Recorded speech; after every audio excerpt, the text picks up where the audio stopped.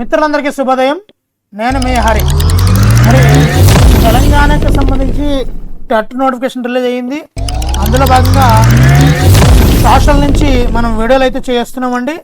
మరి 6వ తరగతి సోషల్ నుంచి మొదలు పెడుతున్నాం. టెక్స్ట్ బుక్ని 4 వీడియోల్లో మొత్తం కంప్లీట్ చేయడానికి ట్రై చేస్తున్నామండి. మరి ఇందులో ముఖ్యంగా 60 బిట్లతో ర్యాపిడ్గా ఉంటుంది. వీలైనంత వరకు ఆన్సర్ చేయడానికి ట్రై చేయండి.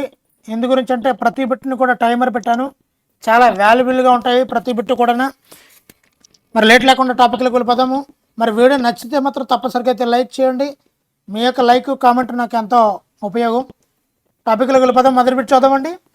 పటంలో ఉన్న 2 ప్రదేశాల మధ్య దూరానికి వాస్తవ దూరానికి మధ్య గల నిష్పత్తిని ఏమంటారు? మరొకసారి క్వశ్చన్ రిపీట్ చేస్తున్నానండి. పటంలో ఉన్న 2 ప్రదేశాల మధ్య దూరానికి వాస్తవ దూరానికి మధ్య గల నిష్పత్తిని ఏమంటారు? దిక్కు, స్కేలు, చిహ్నం, చిత్తుపటం. మీకు ఆన్సర్ పెట్టడానికి టైమర్ కూడా ఉందండి. ఆన్సర్ని అయితే రివీల్ చేస్తున్నాను. ఆన్సర్ ఆప్షన్ బి, స్కేలు అండి. స్కేలు. నెక్స్ట్ బిట్ చూద్దాము. ఒక ప్రదేశం యొక్క దిక్కును దేని ఆధారంగా చెబుతారు? దిక్కును దేని ఆధారంగా చెప్తారు? గాలి దిశ ఆధారంగా, నీటి ప్రవాహం ఆధారంగా, సాపేక్ష స్థానం ఆధారంగా, పటం పరిమాణం ఆధారంగా. ఎవరు countdown start. Answer option C, సాపేక్ష స్థానం ఆధారంగా దిక్కునైతే చెప్తారండి. నెక్స్ట్, కుడి చేతి వైపు తూర్పు ఉంటే మనకి ఎదురుగా ఉండే దిక్కు ఏది? దక్షిణం, ఉత్తరం, పడమర, ఆగ్నేయం.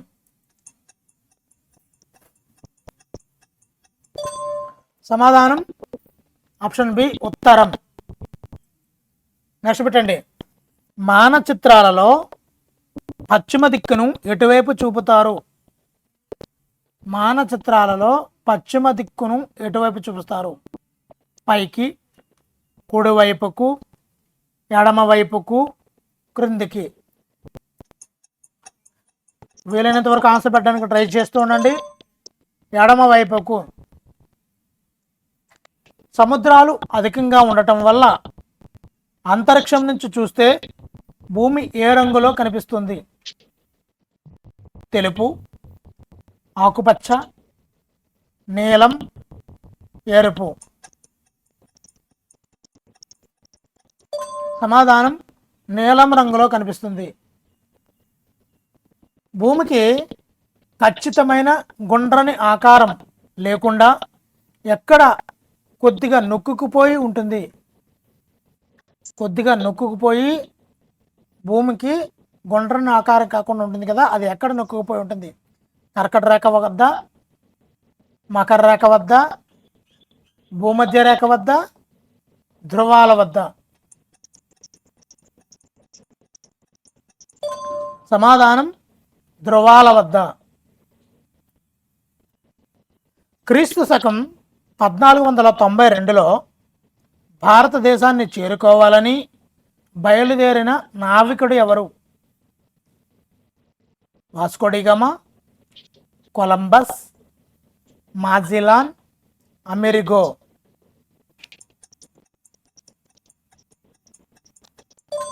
సమాధానం కొలంబస్. ఆర్కిటిక్ మహాసముద్రం ఏ ధ్రువం వద్ద ఉంది? ఆర్కిటిక్ మహాసముద్రం ఏ ధ్రువం వద్ద ఉంది? దక్షిణ ధ్రువం, ఉత్తర ధ్రువం, తూర్పు, పడమర. సమాధానం ఉత్తర ధ్రువం. అంటార్కిటికా మంచు కవచం ఎక్కడ ఉంది? ఉత్తర ధ్రువం, దక్షిణ ధ్రువం, భూమధ్య రేఖ, గ్రీనిచ్ వద్ద. అంటార్కిటికా. సమాధానం దక్షిణ ధ్రువం.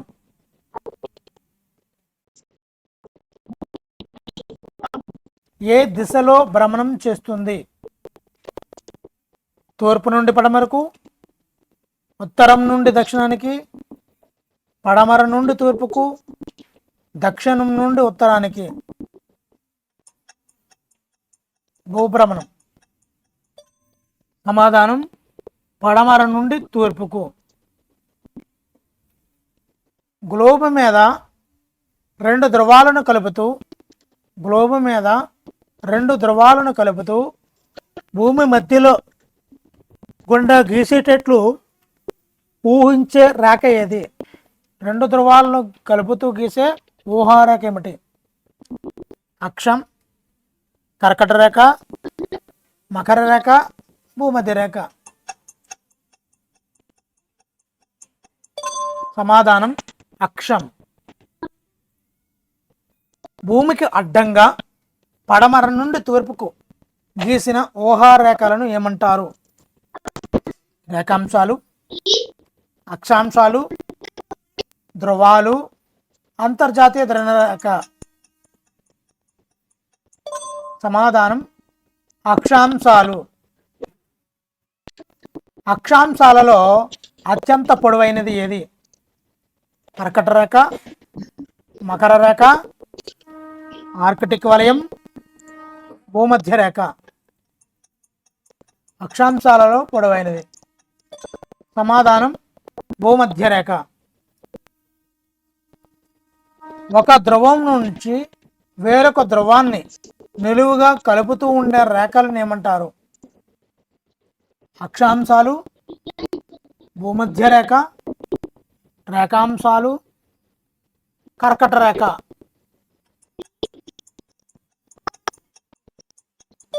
సమాధానం రేఖాంశాలు.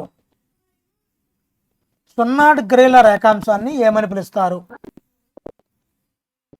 భూమధ్య రేఖ, గ్రీనిచ్ రేఖాంశం, కర్కట రేఖ, మకర రేఖ. 0 డిగ్రీల రేఖాంశాన్ని గ్రీనిచ్ రేఖాంశం అంటారండి. భూస్వరూపాలు ప్రధానంగా ఎన్ని రకాలు? 2, 3, 4, 5. భూస్వరూపాలు. ముఖ్యంగా భూస్వరూపాలు 3 రకాలండి. అత్యధిక ఎత్తును, వాలును కలిగి పైన తక్కువ సమ ఉపరితలం ఉండేది ఏమిటి?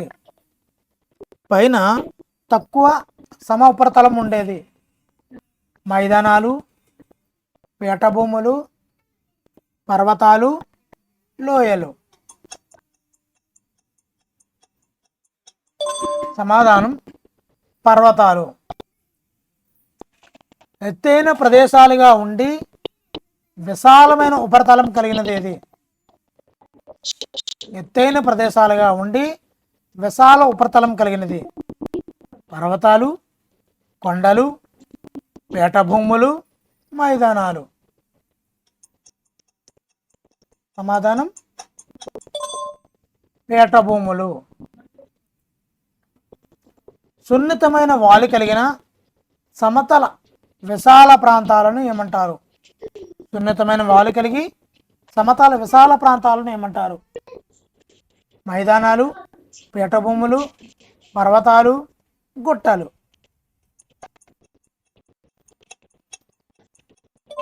సమాధానం మైదానాలు. భారతదేశంలో తూర్పు తీర మైదానం ఏ సముద్ర తీరానికి ఆనుకొని ఉంది?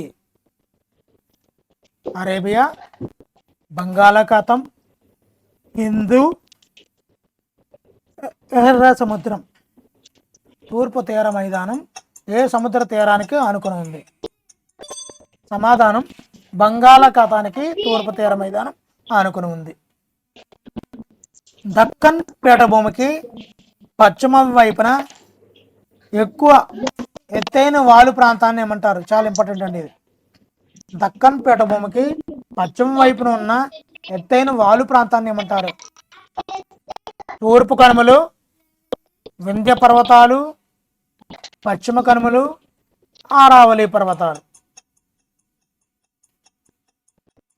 సమాధానం పశ్చిమ కనుమలు. తెలంగాణ రాష్ట్రంలోని అధిక ప్రాంతం ఏ నైసర్గిక స్వరూపంలో ఉంది? తీర మైదానం, గంగా మైదానం, హిమాలయాలు, దక్కన్ పీఠభూమి.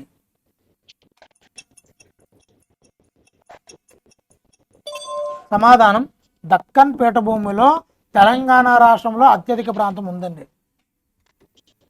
సాత్మల కొండలు ఏ జిల్లాలో విస్తరించి ఉన్నాయి? ఆదిలాబాద్ నిర్మల్, వరంగల్ కరీంనగర్, వికారాబాద్, జయశంకర్. సాత్మల కొండలు. సమాధానం ఆదిలాబాద్ నిర్మల్. సాత్మల్ నిర్మల్. కందికల్ కొండలు ఏ జిల్లాలో ఉన్నాయి? మహబూబ్ నగర్, పెద్దపల్లి, జయశంకర్, ఆదిలాబాద్, నిజామాబాద్. సమాధానం పెద్దపల్లి. కందికల్, పెద్దపల్లి. రాఖీ కొండలు ఏ జిల్లాలో ఉన్నాయి? జగిత్యాల, కరీంనగర్, వరంగల్, ఖమ్మం. రాఖీ జగిత్యాల రాఖీ కొండ. కృష్ణా గోదావరి నదులు తెలంగాణ పీఠభూమి గుండా ఏ వైపుకు ప్రవహిస్తున్నాయి? ఉత్తరం, దక్షిణం, తూర్పు, పడమర. కృష్ణా గోదావరి నదులు తెలంగాణ పీఠభూమి గుండా తూర్పు వైపుకు ప్రవహిస్తున్నాయి. పెద్ద నదులు మేట వేసిన ఒండ్రిమట్టితో ఏర్పడిన ప్రాంతాలను ఏమంటారు? పెద్ద నదులు మేట వేసిన ఒండ్రిమట్టితో ఏర్పడిన ప్రాంతాలను ఏమంటారు? పర్వతాలు, మైదానాలు, పీఠభూములు, లోయలు. సమాధానం మైదానాలు. పెనమకూరు గ్రామం ఏ కాలువకు ఏ నదికి మధ్యన ఉంది? బందరు కాలువ గోదావరి నది, బందరు కాలువ కృష్ణానది, కాకతీయ కాలువ కృష్ణానది, తెలుగు గంగా కాలువ గోదావరి. పెనమకూరు గ్రామం. సమాధానం బందరు కాలువకు కృష్ణానదికి మధ్య ఈ పెనమకూరు గ్రామం ఉందండి. విజయవాడ దగ్గర ప్రకాశం బ్యారేజీని బ్రిటిష్ వారు ఏ సంవత్సరంలో నిర్మించారు? కృష్ణానది అక్కడ ఉంది కదండి, కృష్ణానది దగ్గర విజయవాడ దగ్గర ప్రకాశం బ్యారేజ్ ఉంది కదా, దాన్ని 1855, 1800, 1947, 1900.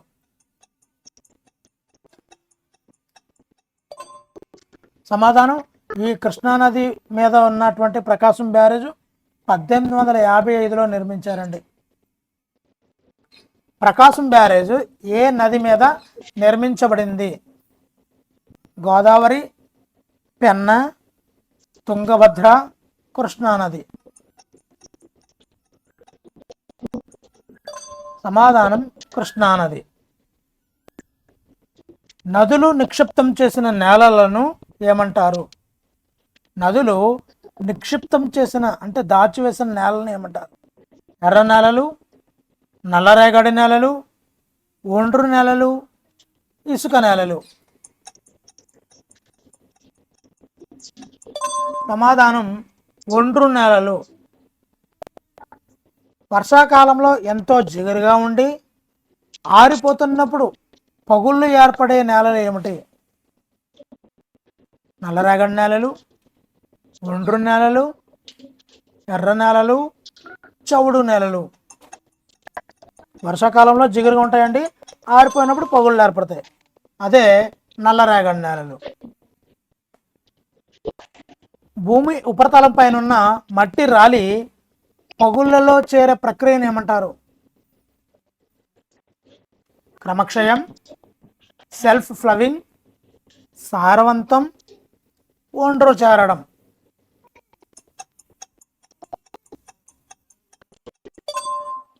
Answer self flowing. Self flowing. Penamakuru పశ్చిమ దక్షిణ భాగంలో ఏ నేలలు ఉన్నాయి? పశ్చిమ దక్షిణ భాగంలో ఏ నేలలు ఉన్నాయి? ఎర్ర నేలలు, నల్లరేగడి నేలలు, ఇసుక నేలలు, ఒండ్రు నేలలు. సమాధానం ఇసుక నేలలు. కృష్ణా డెల్టాలో వరిని ప్రధానంగా ఏ కాలంలో నాటుతారు? వరిని కృష్ణా డెల్టాలో ఏ కాలంలో నాటుతారు? డిసెంబర్, జూన్, జూలైలో, మార్చ్, ఏప్రిల్. చాలా చాలా ఇంపార్టెంట్ బిట్లండి. జూన్, జూలైలో కృష్ణా డెల్టాలో వరిని నాటుతుంటారండి. శీతాకాలం అంటే డిసెంబర్ నెలలో వేసే వరి పంటని ఏమంటారు? శీతాకాలంలో వేసే వరి పంటని ఏమంటారు? ఖరీఫ్, సాల్వా, దాల్వా, జైద్.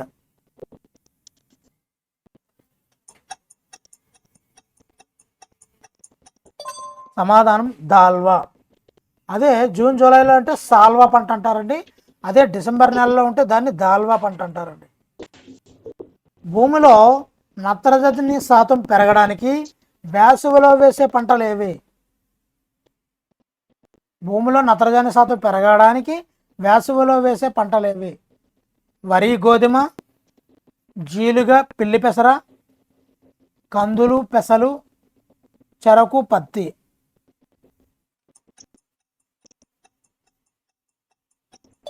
సమాధానం జీలుగా, పిల్లి పెసర. ఇవి వేసవిలో వేసే పంటలు అండి.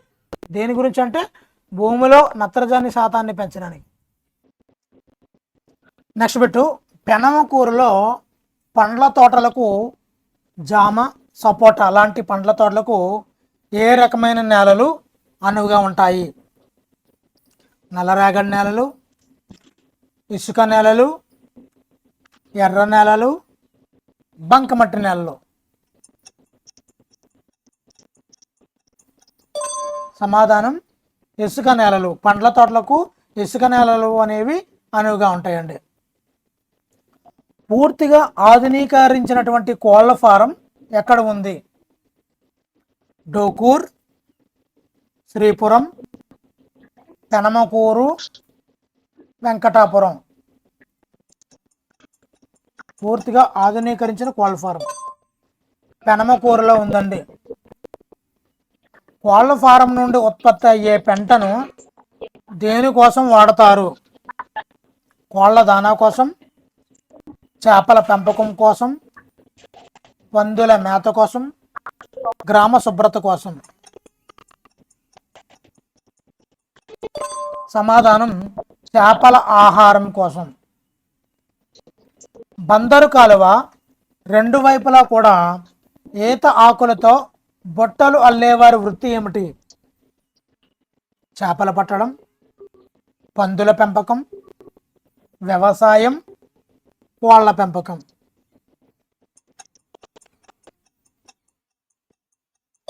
సమాధానం బుట్టలు అల్లడం, పందుల పెంపకం. రెండు కూడా. బందరు కాలువ రెండు వైపులా ఈత ఆకులతో బుట్టలు అల్లేవారి వృత్తి పందుల పెంపకం.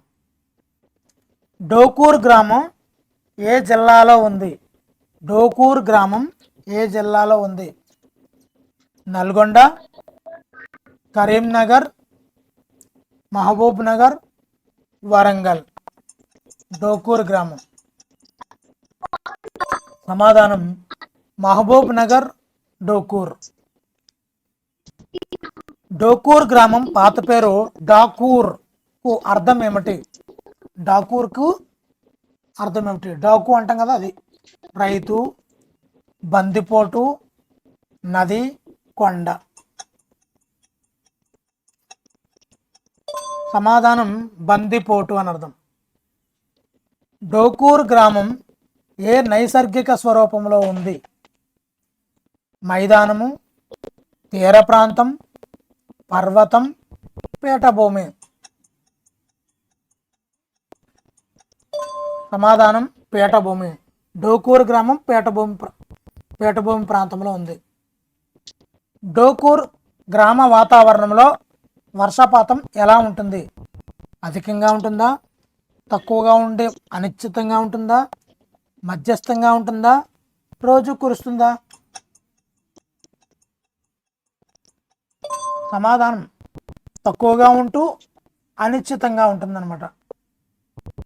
వర్షాభావ సంవత్సరాలలో పీఠభూమి ప్రాంతాలలో ఏ పరిస్థితులు నెలకొంటాయి?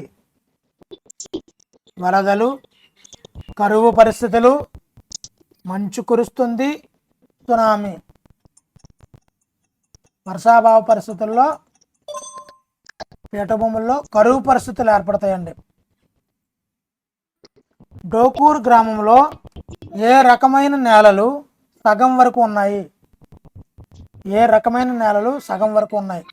నల్లరేగడి, ఒండ్రు నేలలు, ఎర్ర నేలలు, ఇసుక నేలలు. సమాధానం ఎర్ర నేలలు. ఈ నేలల్లో ఇసుక శాతం ఎక్కువగా ఉండి నీటిని పట్టి ఉంచలేవు, పోషకాలు తక్కువ. అది ఏ నేల? ఎర్ర నేలలు, నల్లరేగడి, బంకమట్టి, ఒండ్రు నేలలు. సమాధానం ఎర్ర నేలలు. తడిగా ఉన్నప్పుడు బంకగా, ఎండినప్పుడు గట్టిగా ఉండే నేలలు ఏవి? ఎర్ర నేలలు, చౌడు నేలలు, నల్లరేగడి నేలలు, ఇసుక నేలలు. సమాధానం నల్లరేగడి నేలలు. డోకూర్ గ్రామంలో ముఖ్యమైన నీటి వనరు ఏది? కృష్ణానది, పెద్ద చెరువు, కాలువ, గోదావరి.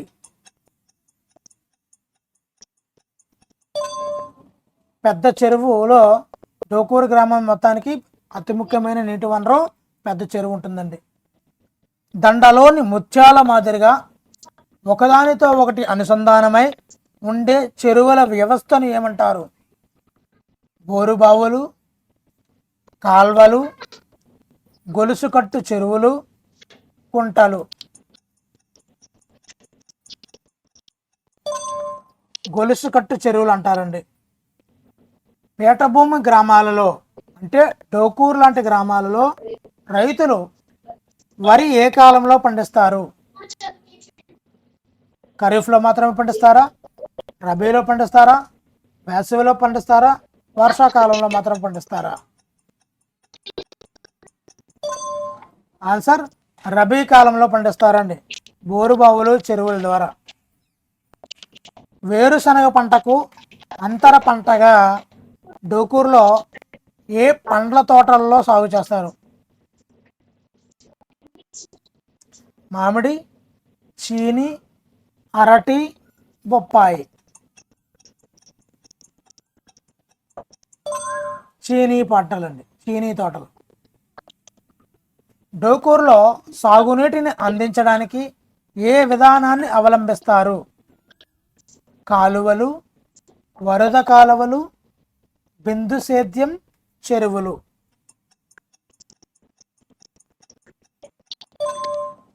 బిందు సేద్యం అంటారండి. డోకూర్లో సాగునీటిని అందించడానికి ఏ విధానాన్ని అవలంబిస్తారంటే బిందు సేద్యం.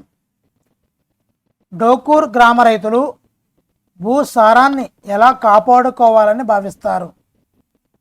ఎక్కువ ఎరువులతో, సుస్థిర భూ వినియోగం ద్వారా, మందులు చల్లడం ద్వారా, నీరు ఎక్కువ పెట్టడం ద్వారా. దీనికి ఆన్సర్ తెలిస్తే తప్పనిసరిగా కామెంట్ చేయండి. ఇలాంటి మరిన్ని ఈ యొక్క టీఎస్ టెట్, అదేవిధంగా ఏపీ టెట్, ఏపీ డిఎస్ఎల్కి సంబంధించి వీడియోలు కావాలనుకుంటే ఛానల్ అయితే సబ్స్క్రైబ్ చేసుకోండి.